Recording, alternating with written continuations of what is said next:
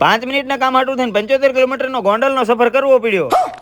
દુકાનેથી બિસ્તરા પોટલા ખંભે નાખીને હું ને મારા કાકાનો છોકરો જાય છે ગોંડલ. ઈચ્છાની ભાઈ નીકળ્યા હતા, રેબનનો શોરૂમ આવી ગયો, થોડો ગાંડો ખર્ચો કરી નાખી. વાહ ક્યાં મુસ્કરાહટ હે. આટલી બધી પવન શીખી પડી છે, એકાદી મારી ઘીરે નાખી જાવ. औकात में रहो. હવે ખાલી 25 કિલોમીટરનો સફર બાકી રહ્યો એટલે લેન્ડ થઈ જવી સીધા ગોંડલમાં. આ મહેલ છે નો હે ગોંડલ વાળા કોમેન્ટ કરજો. જય શ્રી રામ. ગોંડલની માર્કેટ તો ખચો ખચ ભરી છે. પોગી ગયા જેટકોની ઓફિસે કેમ કે કામ જ આયા હતા. ઘા કામ પતાય એવું કેમ કે સાંજે બીજી જગ્યાએ જવાનું. A few moments later. 2 કલાક ગાડી દોડાવીને 5 મિનિટમાં કામ પૂરું થઈ ગયું. ખાલી એક A4 સાઈઝ નું પેપર લેવા 80 કિલોમીટર લાંબા થયા. बेकार है भैया, मैं तो टूट गया.